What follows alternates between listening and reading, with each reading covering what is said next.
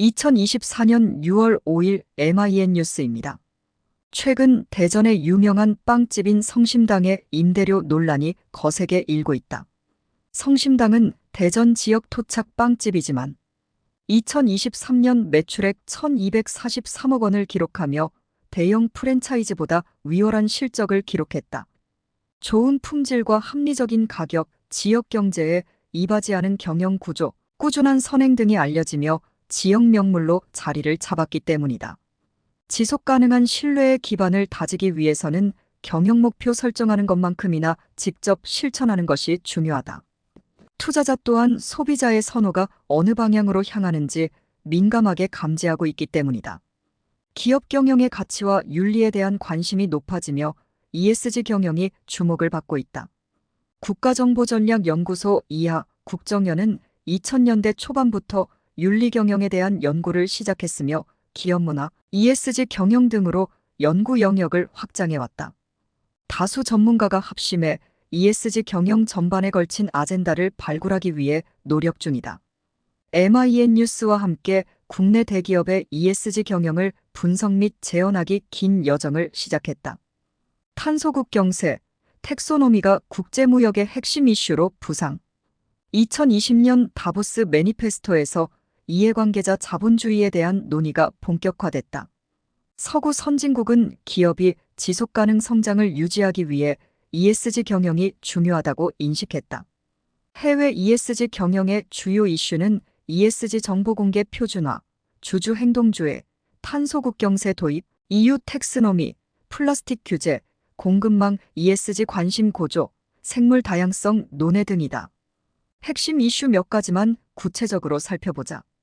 탄소국 경세는 유럽연합이 2026년부터 도입하는 일종의 관세이며 탄소국경 조정제도라고 한다. 자국보다 이산화탄소 배출이 많은 국가에서 생산 및 수입되는 제품에 대해 높은 관세를 부과한다. 철강, 시멘트, 알루미늄, 비료, 전기 제품 등이 첫 번째 부과 대상이다.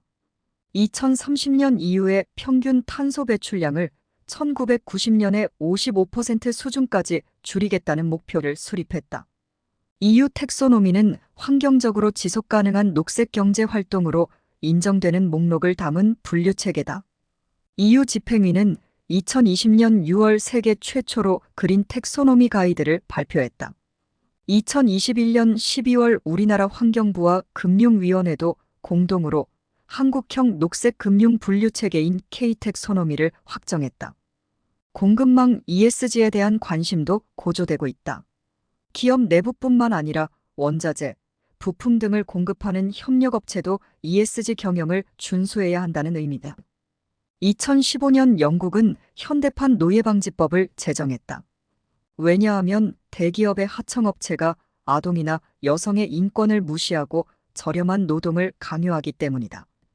영국 경영 컨설팅 업체인 프라이스 워터하우스 쿠퍼스에 따르면 2023년 국내 소비자의 60% 이상이 구매 행동의 기준을 윤리 기준과 지속 가능성으로 삼는다. 또한 소비자는 윤리적이며 지속 가능한 방식으로 생산된 제품에는 비용을 추가로 지불할 용의가 있다고 답했다. 코로나19 팬데믹과 우크라이나 사태로 국가와 기업 글로벌 공급망의 투명성과 통제력, 즉 경제 안보의 중요도가 부각됐다. 공급망의 정보 보안과 탄소 배출 감축, 목표 등 제품의 생산 제조 유통 전반의 과정에 대한 중요도가 높아지고 있다.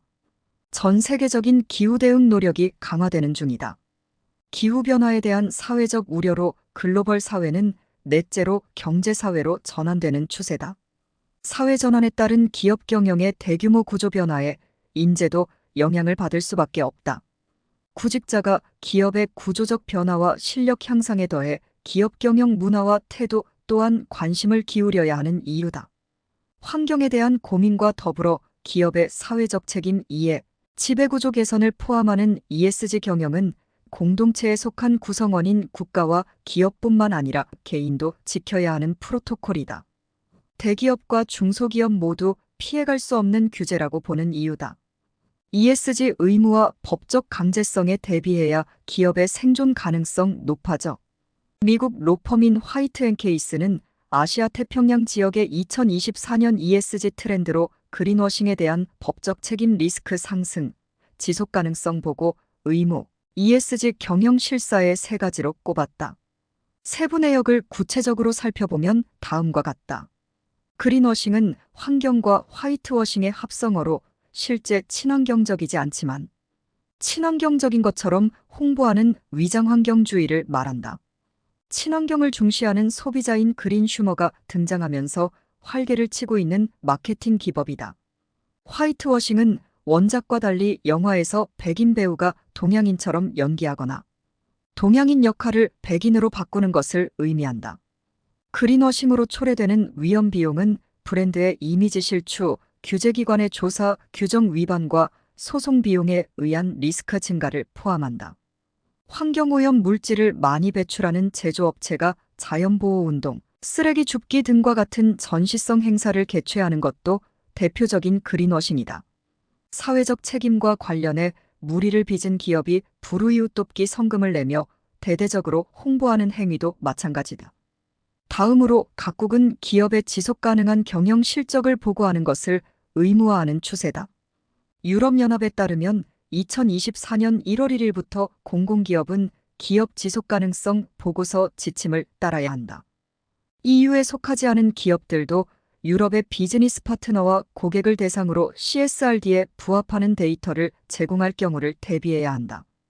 기업이 영위하는 공급 사슬 내에 위치한 이해관계자가 ESG 경영을 위반 혹은 불법을 자행하는지 의무적으로 조사하도록 요구한다. 2023년 12월 잠정적 합의에 도달한 이후의 기업 지속가능성 실사 지침은 대기업의 공급 사슬이 끼치는 환경과 인권 영향에 대한 법적 책임을 간주했다. 한국의 삼성전자를 예로 들어보자. 삼성전자는 TV, 냉장고와 같은 가전제품부터 스마트폰, 태블릿, 반도체 등 수백 가지의 제품을 생산하며 수만 개의 협력업체와 연관돼 있다. 따라서 삼성전자가 유럽에 스마트폰을 수출하려면 수만 개의 협력업체가 ESG 경영을 준수하고 있다는 것을 입증해야 한다. 특히 한국 기업이 글로벌 경쟁력을 보유한 철강, 석유화학, 자동차, 조선 등은 이산화탄소를 많이 배출한다. 따라서 금융, 호텔, 엔터테인먼트 등과 같은 서비스 산업에 우위를 점하고 있는 서유럽과 미국의 글로벌 기업에 비해 ESG 경영을 준수하기 어렵다. 주역의 8개 기반 8기 생태계 모델을 개발해 적용 방침. 2024년 6월 기준 전 세계적으로 600개가 넘는 ESG 표준 제정기관이 존재하며 우리나라 정부도 ESG 평가 지표를 개발하기 위한 노력을 기울이고 있다. 2025년부터 국내 상장회사 중 자산이 2조 원이 넘으면 ESG 보고서를 의무적으로 공시해야 하기 때문이다. 하지만 국내 대기업뿐 아니라 공공기관과 중소벤처기업의 ESG 경영을 효율적으로 평가하기 위한 지표는 부족한 실정이다. ESG 경영을 감독해야 하는 금융위원회조차도 명확한 지침을 마련하지 못하고 우화좌왕거려 걱정스럽다. 이러한 현실을 고려해 국정연은 국내 기업이 ESG 경영 표준을 잘 준수할 수 있도록 지원하기 위해 8기 생태계 모델을 개발했다. 8기는 주역의 기본 8궤를 상징하는 깃발을 의미하고 생태계는 기업이 살아 숨쉬는 환경을 의미한다. 주역은 역경이라고 하며 유학에서 3경 중 하나로 삼은 경전이다.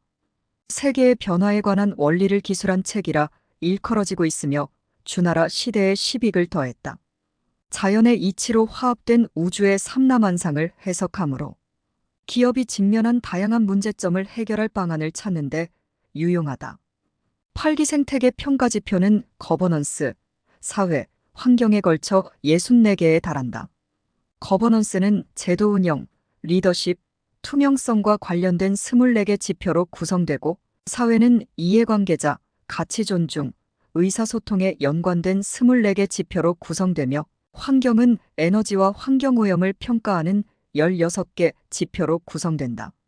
다수 해외 평가기관의 지표를 참고했으며 다양한 전문가와 협업을 통해 최적의 평가 지표를 찾기 위해 노력했다. 국정연이 구축한 방대한 규모의 데이터베이스도 내부 연구원들의 치열한 토론을 활성화시키는 데 기여했다.